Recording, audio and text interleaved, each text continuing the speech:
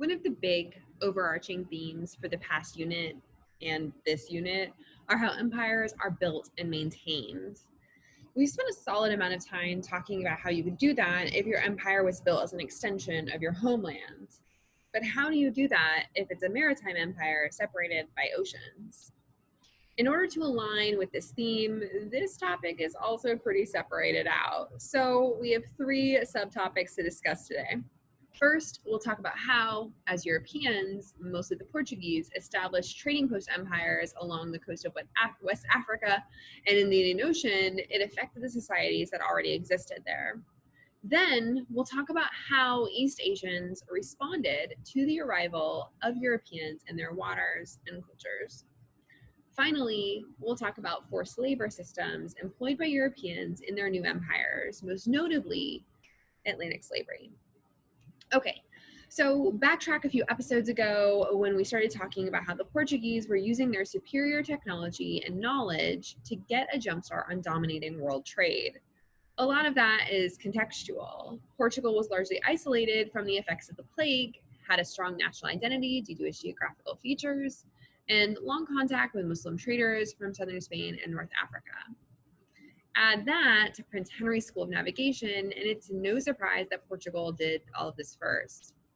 As the Portuguese meandered down the coast of Africa, they encountered large cities closely related to the ones they'd seen in Europe. These cities were dominated by merchant elites that the Portuguese were quick to form relationships with.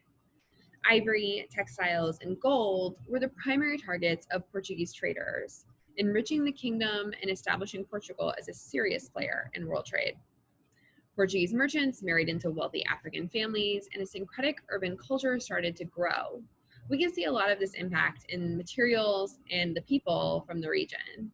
In this salt cellar, for example, which they hold salt, an African artisan has made a product he feels European customers will like, blending African and European styles. Christianity spread within coastal Africa too. Not only the cross on the top of the salt cellar shows this, but so does the fact that King Alfonso I of Congo converted to Christianity, favoring its teachings and hopefully the relationship it would give him with European merchants.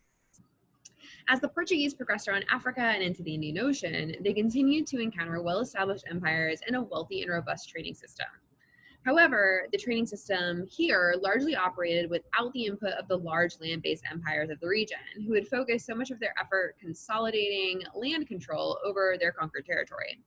Because of this, the commercial centers around the Indian Ocean were pretty independent, and the Portuguese could use their better armed caravels to defeat the smaller navies of the Mughals, Ottomans, and others, while at the same time pitting them against each other and playing on their rivalries. While the Portuguese used force to draw wealth from the coastal city-states they dominated, this trading post empire was largely just a profit-generating machine more than a real empire. Indian Ocean maritime trade continued largely uninterrupted, and Asian merchants continued to be the largest percentage of those who were moving the goods around. We'll keep traveling around Asia and talk a bit about Japan in this period. In 1543, the first Europeans, obviously the Portuguese, arrived in Japan. They introduced Christianity to the Japanese and developed a prosperous trading relationship that lasted until the 1630s and 1640s, when the Tokugawa shogunate determined that both Christianity and European presence in Japan was just too risky, and it could undermine Japan's fragile unity. Tokugawa Iemitsu, successor to Tokugawa Ieyasu, issued the Closed Country Edicts in 1635, banning all foreign trade and foreigners from Japan. It also banned Japanese from going abroad and returning alive. So, as the Portuguese were cleaning up with the trade dominance, how did the rest of Europe react? Well, they weren't really that happy, especially not the Spanish. After Columbus claimed the Caribbean for Ferdinand and Isabella, it seemed as though the rivalry could explode into conflict. The two sought resolution from the Pope at the time, who signed the Treaty of Tordesillas, which split the world in half with a line going through Brazil. Everything east of the line was Portugal's to claim, and everything west of the line was Spain's. Of course, we didn't actually count the people who were living there at all. There was also a huge rivalry between the British and the French. You've heard of the French and Indian War, right? Well, it was actually part of a bigger global conflict called the 7 Years' War. Obviously, a lot of it was about colonial possessions in North America, but another big part of it was about trading access in India. Eventually, after the Battle of Plassey, The British won the war and were able to kick the French out of India and leave their British East India Company and its CEO guy, Robert Clive, to extract trade and tax collection rights from the Mughals, who were experiencing a bit of trouble with their Hindu majority, who was more than happy to align with the British with the hope that it would undermine the Muslim Mughal Empire. This ended up actually not going very well for them, as India would become a British colony. But history is always 2020.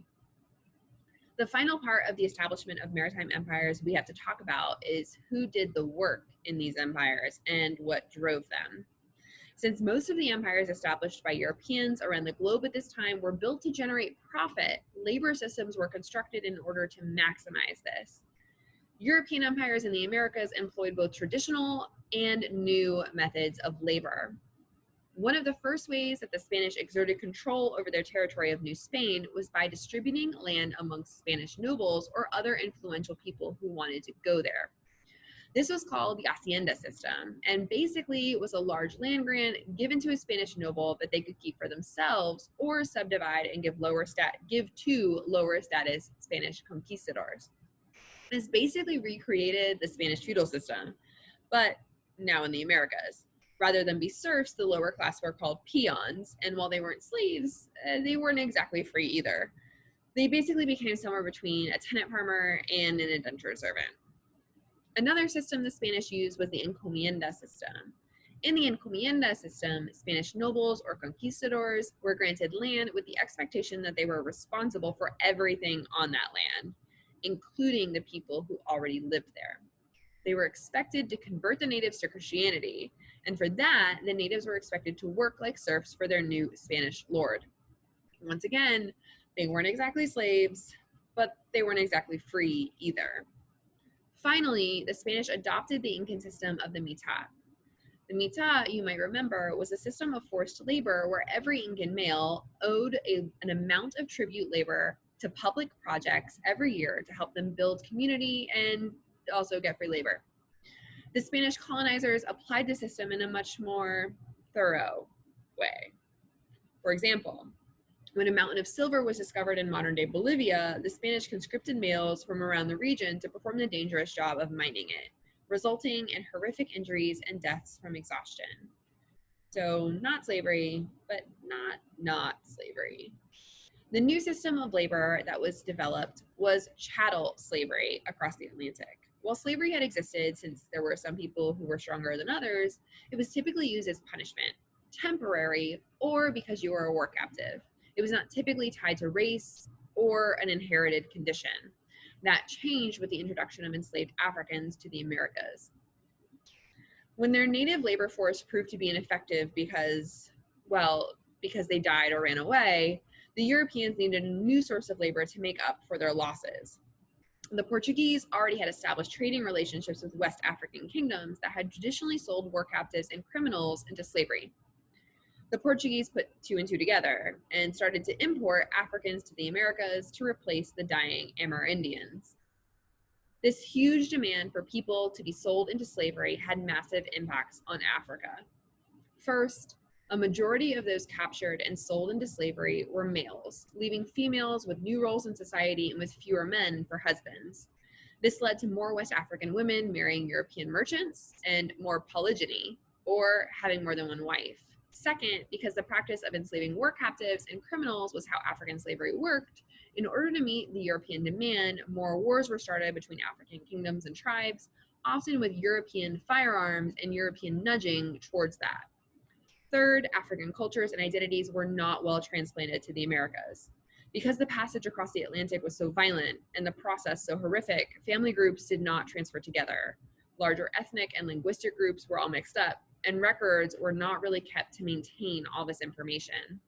So upon arrival in the Americas, many enslaved Africans found themselves unable to communicate with other enslaved persons they were with, and completely divorced from their religion, culture, and community. This helped ensure that organized resistance was less of a threat for Europeans and helped to create syncretic cultures we'll talk about more at another time. Furthermore, it resulted in the fact that many people of African descent in the Americas have a really difficult time tracing their ancestry back before emancipation and the end of slavery.